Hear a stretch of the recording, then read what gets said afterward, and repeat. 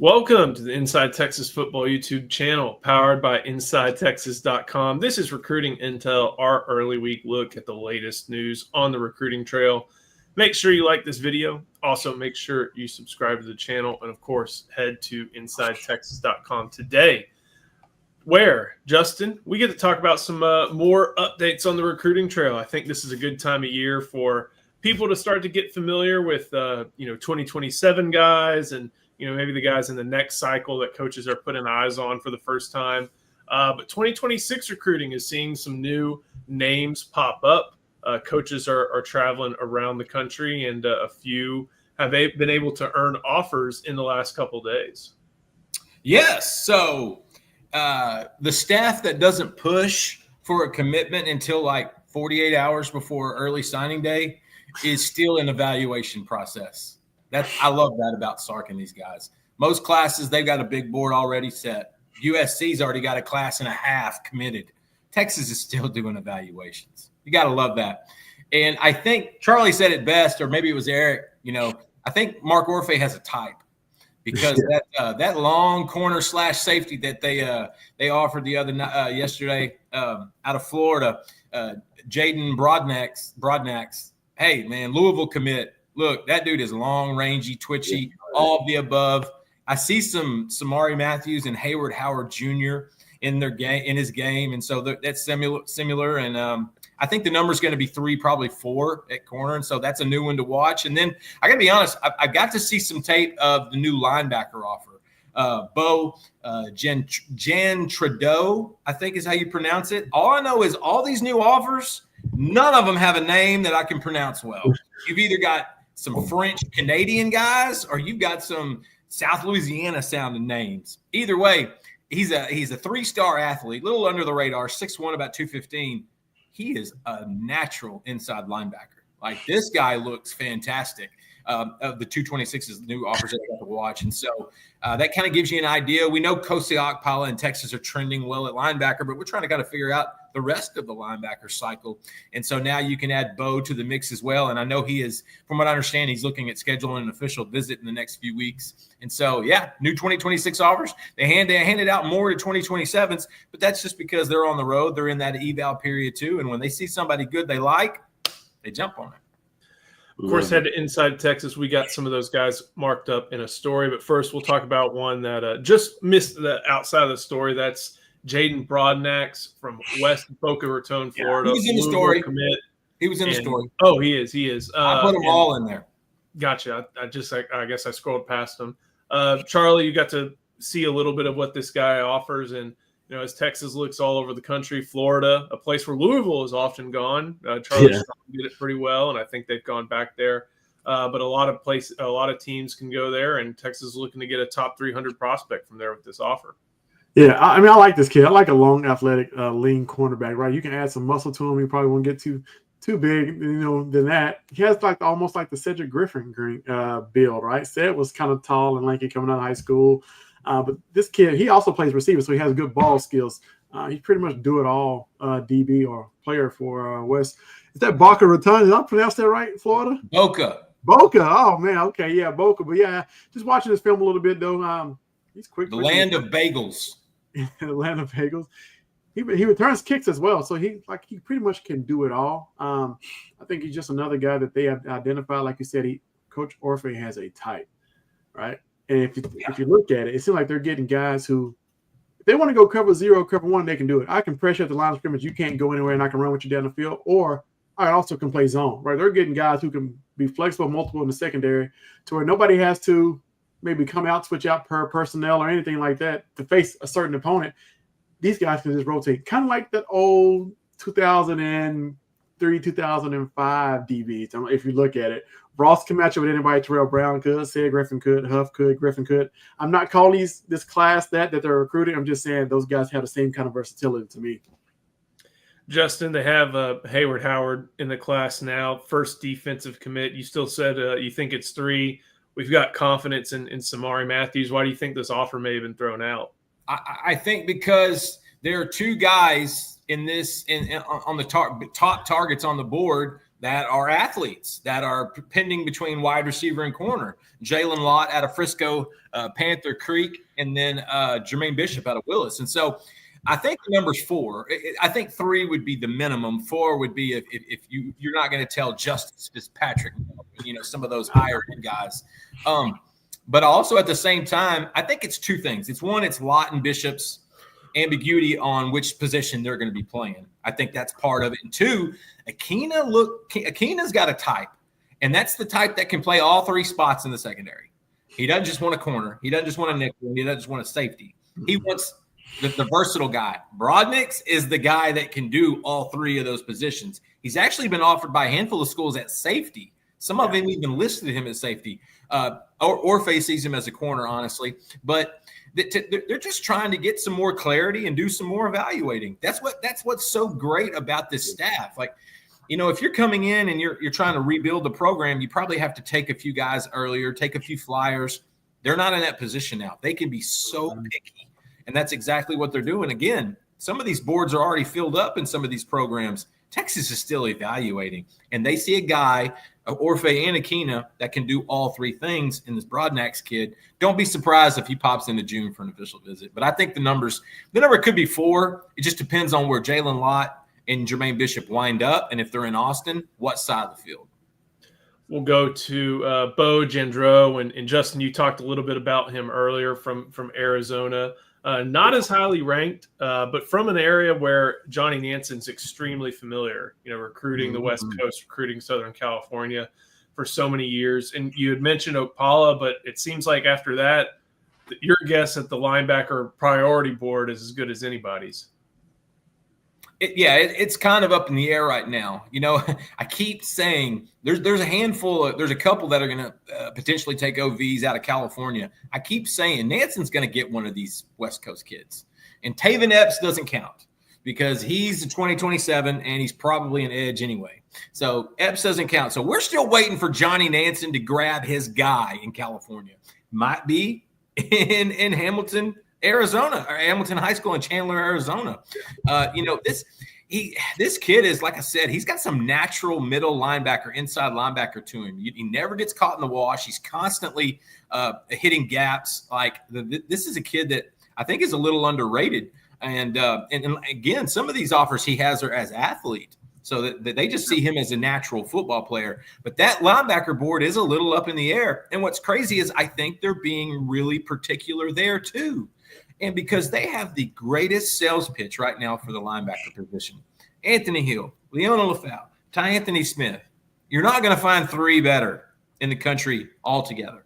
They're all different. They all add their own little spice. And so I think they're still evaluating guys. They like a couple out of California. They like the kid out of Nevada. They like the linebacker out of Florida. So right now, I think they like Okpala, and they're just trying to figure out the other 2 spots. I don't think it's going to be more than 3. I think the number is 3 because this will be what was Anthony going into his junior year. So this will be the last year with Anthony Hill, and they're going to have to restock after that. Coach, when you look at 6'1", 215, maybe that's an exaggeration. It happens these days. So maybe he's 6 foot 210. Still, you can him. Look at his shoulders. Yeah, he looks like he is not hiding 215.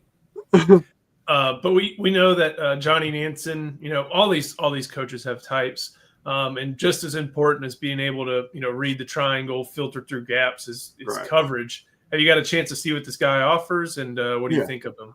Yeah, I got a chance to watch his film a little bit. He is an aggressive downhill linebacker. He'll blow some stuff up. And now he's one of the old school linebackers. If you're running ISO at him, he'll go blow the fullback up and shock and release and get off and make a tackle, right? Yeah. But I'm going to trust Johnny Nanson. If he offered this kid, then I trust him. You look at the linebacker he had in Arizona. I can't think of the kid's name.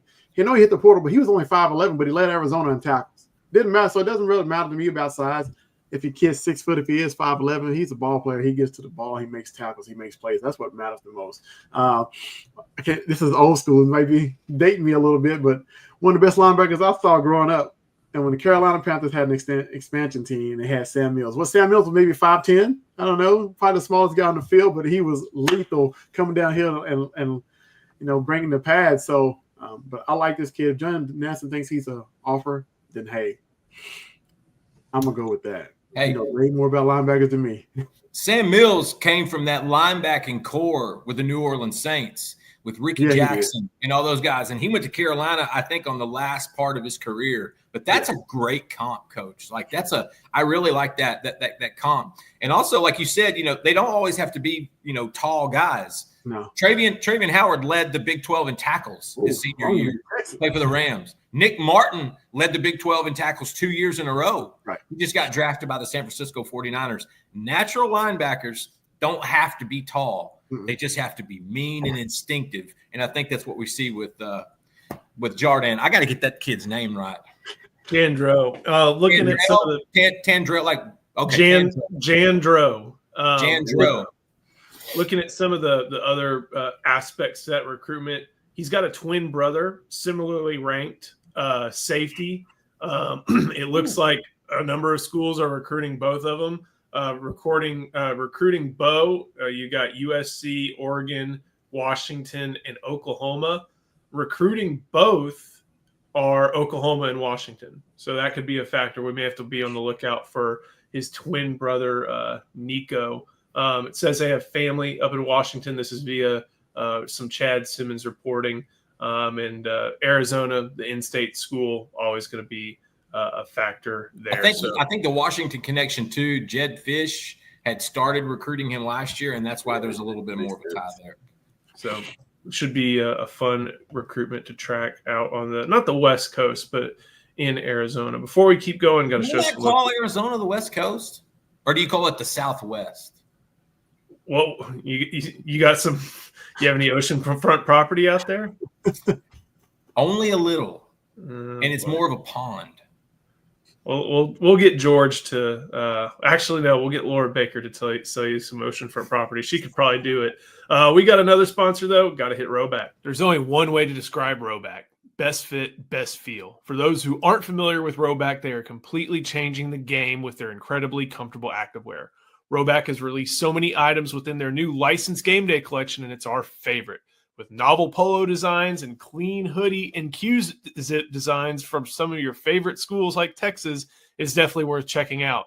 Nobody else on the market is pairing these level of custom designs with this quality of activewear. Roback's everyday shorts or their Delta Performance pants are the perfect pairing as well. Both are super comfortable, have an elastic waistband, and great fabric that's made to have the appearance of a nice short look, but the comfort for a day on the move. Roback has also been proudly leading the NIL charge, having signed partnerships with multiple college football stars like Quinn Ewers. They are becoming the go-to brand for college athletes across the country. Use the code TEXAS20 on roback.com for a generous 20% off for all new customers through the end of this week. That's RHOBACK.com and 20% off all performance polos, shorts, and more with Texas20. One of the next things we got to talk about, who are the 10 most important recruits in the 2026 class that are not committed to Texas. And our guy Eric Naline wrote this the other day. It's worth a good look at. I think off the top, we can go with the guys that are going to be on this list all the time: Felix Ojo, Mark Bowman, John Turntine, Jalen Lott, and I think we got to include KJ Edwards in there, Jermaine Bishop as well. Like we talk about those guys so often. Yeah. They are in-state guys for the most part. Need to be, guys that Texas adds in this class. Bowman, the only out-of-state exception, but he's just such a premium guy. These are just big-time players at premium positions from within driving distance that obviously makes sense why they're most important. We've talked about them a ton. We feel good about Texas to varying degrees for most of them. There are some recruitments where Texas leads, some where Texas is in a top 3 position, things like that. We've got predictions in for a handful of them. So those are some guys that we've covered pretty well. But there are some other ones that we haven't been able to touch as much, at least in recent weeks.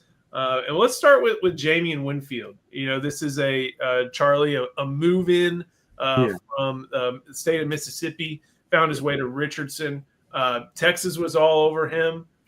But turns out, as USC has done in several recent cycles, they got a defensive commitment early on from Winfield, and now the Longhorns are playing from behind a little bit for a prospect they really want in the class.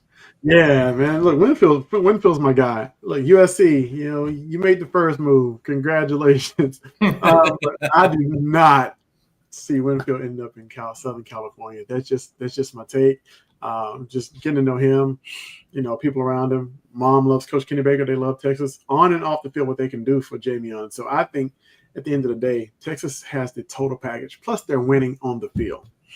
You can't beat that. I get a chance to play in the spotlight, playoff, semifinal game, potential make it to the national championship, or play a few games. I guess I get to be on the West Coast to see the beach and palm trees, but it's not the same, right? So at the end of that, I really feel like he'll end up in this class at Texas. That's just my vote of confidence there.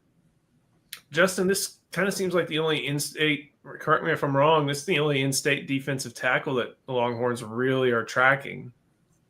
Yes. Yes, right. Well, there's a few others. They got their eyes on Keith Doughty. What's that? Mesquite Poteet? Yeah, Poteet. Is it Doughty or Doty? Doty. Charlie?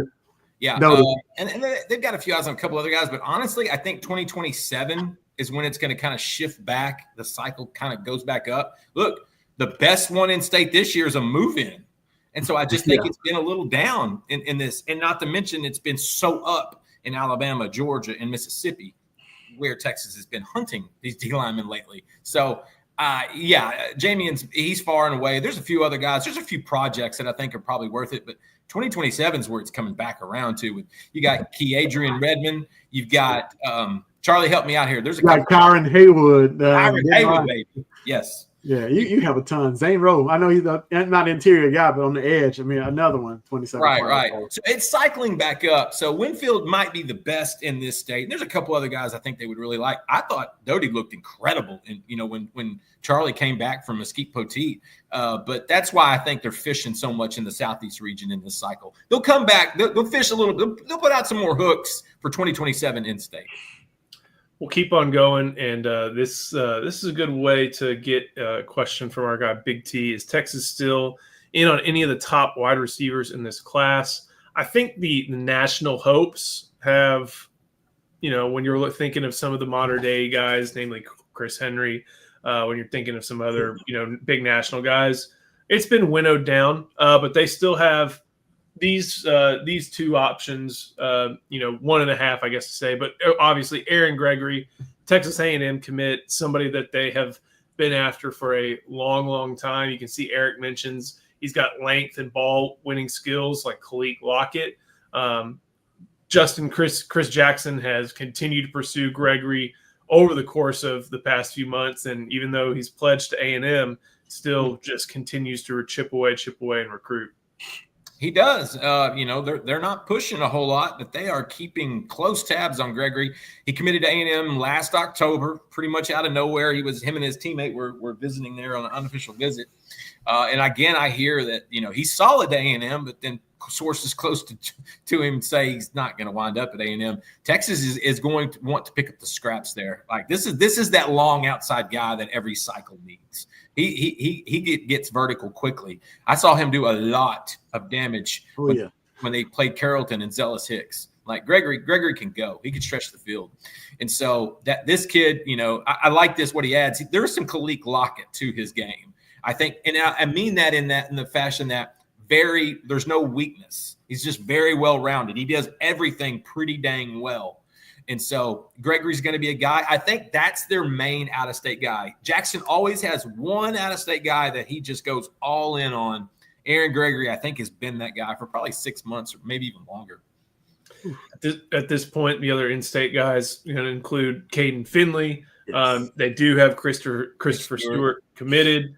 We've talked about how they're viewing Jalen Lott's recruitment, athlete, and/or Bishop, and with Jermaine Bishop, who Eric talks about a little bit here. I did want to get to, I think we've covered a lot of those guys, but these are the two big ones that we may not know or may not have touched on as much as some of the other guys. Vodney Cleveland from the Birmingham area, and then Jarraylen McCoy from Tupelo, Mississippi. I know we talked about him, but let's talk about Vodney Cleveland.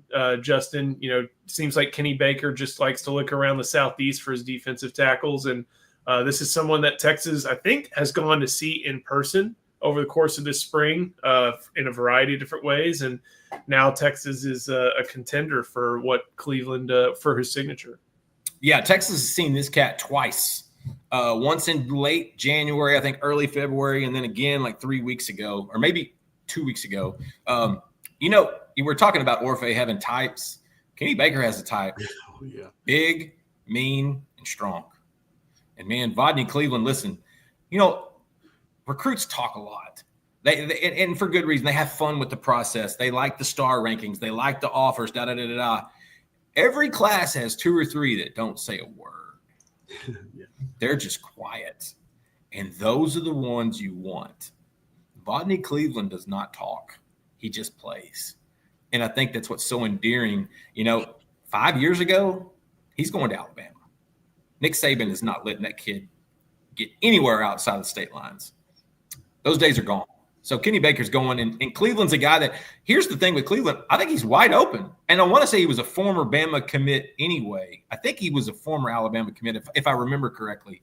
But either way, I think he's wide open. And I think that's what gives Texas the advantage. I think since Bama's not in it or as in it, that opened up so many other paths. A bunch of big schools are after him, Georgia, Auburn, LSU, all the main ones in that region.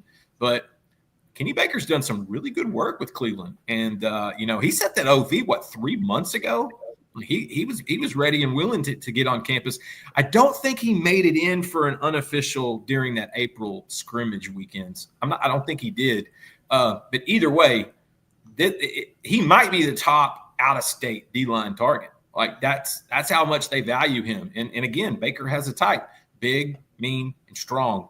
Vodney Cleveland doesn't say much, and that should scare us all. I think Cleveland made it in for the spring game. Okay. Well, you mean the spring scrimmage? Yes. Okay. I couldn't remember if he made it in or not because I just couldn't remember. Yeah, he told Chad. Obviously it's a great sign that he did. I'm not surprised if he did. I know he was supposed to at some point, but that's good confirmation. Yeah. Just goes to show you, I think he's wide open, and I think that's the recruitment that Texas can win. Yeah, how wide open is he? He's considering North Carolina, and I know Belichick's Belichick, but that's kind of like that's interesting. I'm going to go check that out. Yeah, we don't even know if Chapel Bill's going to be in North Carolina past this season either. 18 days. If Jordan Hudson's not doing the recruiting, I don't know what's going on. 18 days, we'll find out. Last but not least, Jaraylin McCoy, edge for the most part. Charlie, you're already big. Must get. Yes. Charlie, you're big on this guy as well. Yeah, I love this kid, man. He's one of those guys you build in the lab. Like you can do so much and develop him, get his body right once he gets to college. Like he's tall, long, athletic. What do you want? I'm not calling him Julius Peppers. I'm just saying he got that kind of a freak of a build to him. Or you can say Javon Curse, right? This kid, he's one of those. He's just a dude off the edge, man. Big, strong, physical, fast, like quick twitch, whatever you want to ask. Like when he gets to wherever he goes to school, hopefully it's Texas because he's a must get. He's going to dominate. And he's going to dominate in a different style than what Colin Simmons does because this guy can play the run day one, right? He has his long reach, long arms. He's one of those guys, if he's even being blocked, he can reach over and grab a guy and like, hey, where are you going? Like he's just an athletic freak. And so this is the type of kid that you normally you see at Georgia and Alabama, things like that. But burn orange, baby, we need you. Justin, that sentence stands out to me right there. It really does. And, our boy E does it as good as anybody, but I'm not knocking him down by calling him Tyree Wilson. Like, this kid's better than Tyree Wilson. This guy's better than a first-round pick? Yes, absolutely. Because Tyree Wilson should not have been a first-round pick. And ask the Las Vegas Raiders for the last 2 years, and they'll tell you the same thing.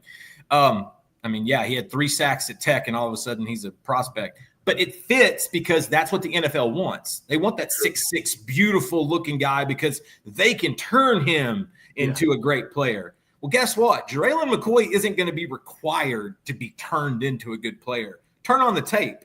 This dude dominates. Tyree Wilson couldn't get an offer until his senior year of high school. Jaraylin McCoy's on another level. There's some Lance Jackson there from the frame standpoint. And I really think this is a recruitment that Colin Simmons helps with, that Trey Moore helps with, that Ethan Burke helps with, because edge play is going to be really a focus this year. It's something PK has always done well. Now you got Alan Clark in the mix. That guy is going to wind up being one of the best recruiters in the state of Texas. Yes. I think all those factors are really matters with McCoy. But at the NFL level, they're going to see his size. It's going to be like Alfred Collins. He's going to be talked about on draft boards for the next 4 years because of what he looks like. And it won't so much be his production, it'll be what he could potentially do at the next level. You know, I love Tyree, West Rusk High School, East Texas, but Jaraylon McCoy is 2 levels above that cat. He couldn't make it at College Station. He barely got sacks in Lubbock. Jaraylon McCoy is on another plane. Should be fun to track. We're going to do it all here, so make sure you like this video and subscribe to the channel. We're going to have a lot of good recruiting stuff coming out in the next couple of days, tracking schools, go and see where the coaches are, all that type of stuff as this class comes together. So let me answer Chris real quick. Oh, boy. No. Not happening. Until Dumont dies, Nico goes to prison, Welch retires, and Jaden Kidd quits, not happening. They don't deserve it. No pre-order. Sorry. There's no Mavericks in this house. It doesn't work. That doesn't work that way. They didn't earn it. Joe's trying to get me to the Rockets, and he's got a great sales pitch. I got buddies trying to sell San Antonio. I just can't do that. So we'll see. It's make sure you head to Inside Texas, talk recruiting, talk hoops. We're doing that a little bit. RT Young has a great story at Inside Texas right now about Trey Johnson and Cooper Flagg. It's a great conversation. I would sign up just to jump into that conversation. It is a lot of fun. I can't wait to see what happens with Trey. So we'll see you over there on Inside Texas. We'll see you next time on the Inside Texas Football YouTube channel, powered by InsideTexas.com.